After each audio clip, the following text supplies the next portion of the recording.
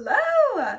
Welcome back to the channel. I know it's been maybe about like 2 weeks since my last video, but I've had a lot going on and kind of just coming back into normal life. And so I wanted to share a whole big stack of books and show you guys what I am reading lately. All of these are fairly new.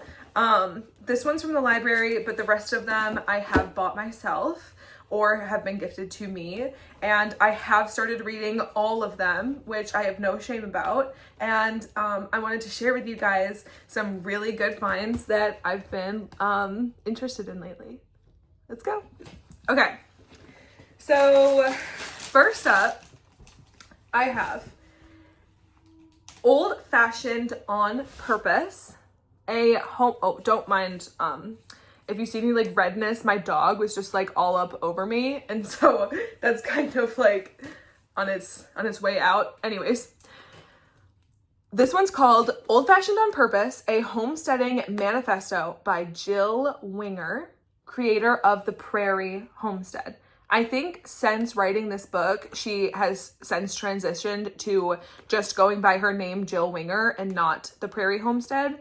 But I really love this book because it was made in 2020, I want to say.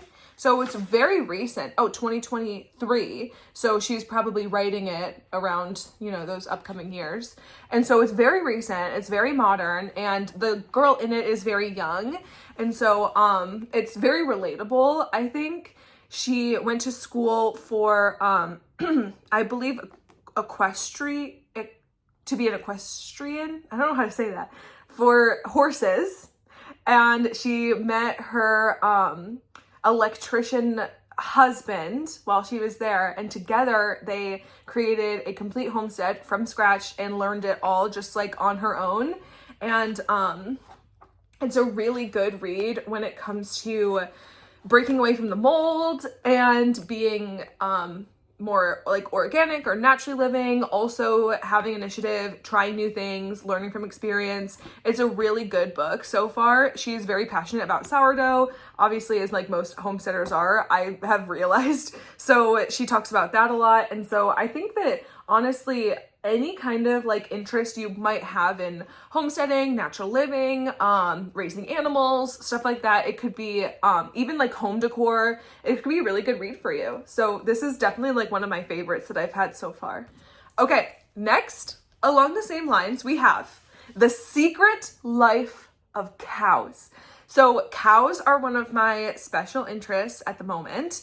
And, well, they have been for a while, but I've been recently more passionate in understanding like the lifestyle of cows. And my boyfriend got me this one to read on the plane when I was traveling. And it's such a good read. So it's written by Rosamund Young, and she runs a beef farm, I believe.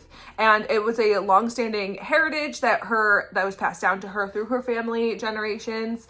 And she talks about the secret life of cows. So like cows have a whole lifestyle. They have personalities, they have families, they have drama, they have things that they like for enrichment purposes need to function in a healthy way. And she talks a lot about how like we can trust cows to get their needs met in whatever creative way they need to, and they're a lot more creative and enthusiastic and outgoing than we realize.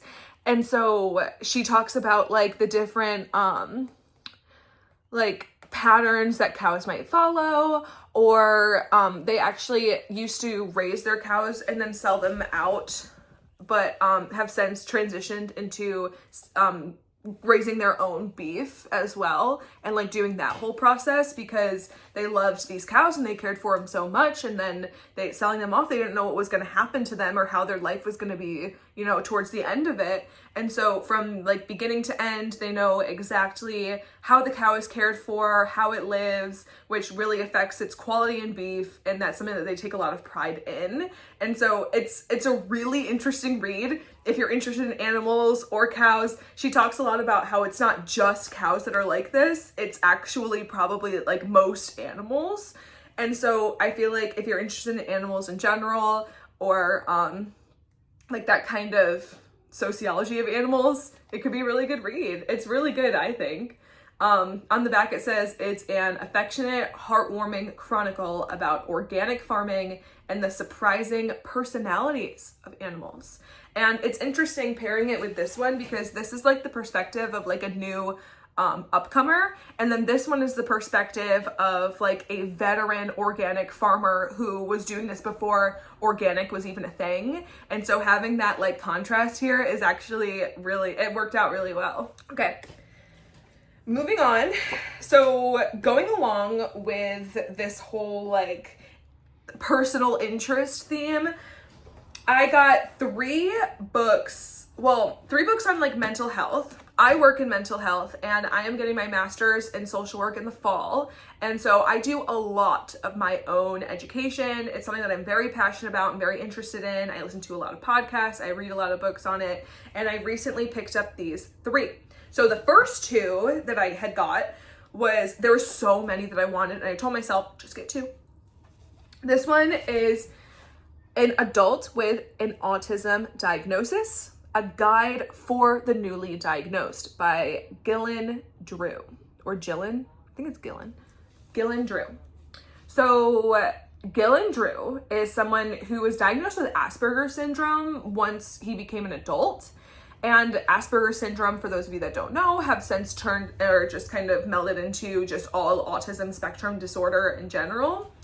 And so he is very active with like autism charities, online communities to raise awareness on increasing our understanding of autism.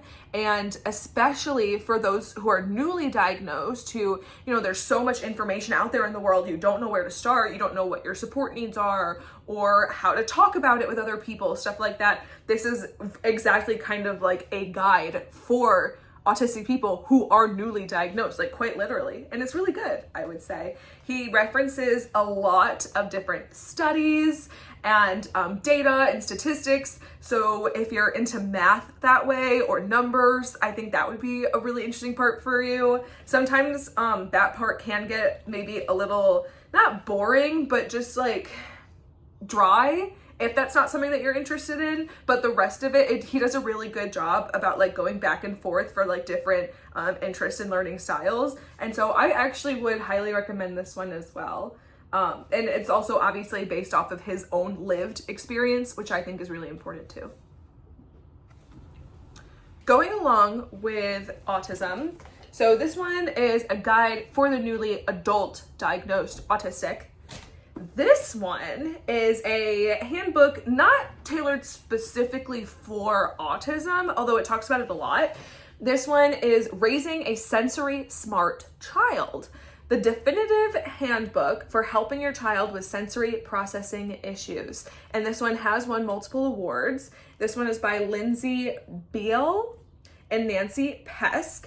And so I like this one because it has pictures in it as well. So it goes through and it shows like the different sensory tools that you can have, which was the first thing I was interested in for some reason, because I'm a visual person. I like having a reference like that. And I like this one also because I work with a lot of kids, and I like it because kids can have very like sensory centered struggles and strengths. And so having a guide for how to support children in that different way of living can be really helpful. And so I think reading this, it will be helpful in my workplace for sure. But I also think it would be helpful for me myself because I have a lot of sensory issues. I really struggle with sound. I really love pressure. I struggle with certain fabrics. And so like having different coping skills or ideas, even for myself on how to support my own needs, or even reading this and then thinking about different like ways in which that would apply to my own lived experience in my childhood and up until this point, I'm really excited for learning as much as I can about that. Sensory issues is something that I think can be such a broad topic and can be utilized in many different settings, not only with autistic people, but just in general. And working in the mental health field, I think that would be a really important education to have. So this one I'm also really excited about. And then the last mental health book I got was recommended by my therapist. This one is called Adult Children of Emotionally Immature Parents: How to Heal from Distant, Rejecting, or Self-Involved Parents by Lindsay Gibson. It says it's a New York Best Time seller. I've seen this one a lot, and it's been very highly recommended both in the media, in bookstores, to my own like personalized search engines. And so the fact that she brought it up, it kind of just, you know, pushed me to finally end up buying it. And so this one, I think it talks about the different types of difficult parents. So like an emotional parent, a driven parent, the passive parent, and the rejecting parent, and how that might affect someone as they grow up into adulthood, also in childhood as well. And like basically how to support that, like, and how to obviously heal from it and be a more, I don't know, a more well-adjusted adult. I think this would be a really good read for me myself, both in my personal life and with my prospective future clients as well. So I haven't started this one at all, but it also has like different stories, like different like little like case spotlights. And so, yeah. And then the last book that I got was actually given to me for free. So this is called The 12 Faithful Women: Portraits of Steadfast Endurance, edited by Melissa Kruger and Kristen Wetherell. So it goes through the counts of 12 strong women and lessons that we can take from them as role models. And I believe each one is written by a different person. So for example, this one is her name is Hannah Moore, and it's written by Karen Swallow Prior. So it's a collection of writings about women by women, and it's all centered around faith and religion, specifically Jesus. I think it's Christian. I don't know anything else like specifically, or if it's just that broad. And so it says, in our trials, knowing Jesus makes all the difference. And so far it's been a really interesting read. Honestly, I wasn't sure how much I would like it, but I was willing to give it a try. And it turns out like it's actually pretty interesting. I think having the different like vignettes about the different women help to break it up and keep your interest a lot better. And this was donated to all of the women in the church that I go to as a Mother's Day present. And so I think it was a really beautiful way to recognize women's contribution as a whole to just the world in general. Mothers, and especially, but you know, Mother's Day can also be a celebration of being nurturing in other ways.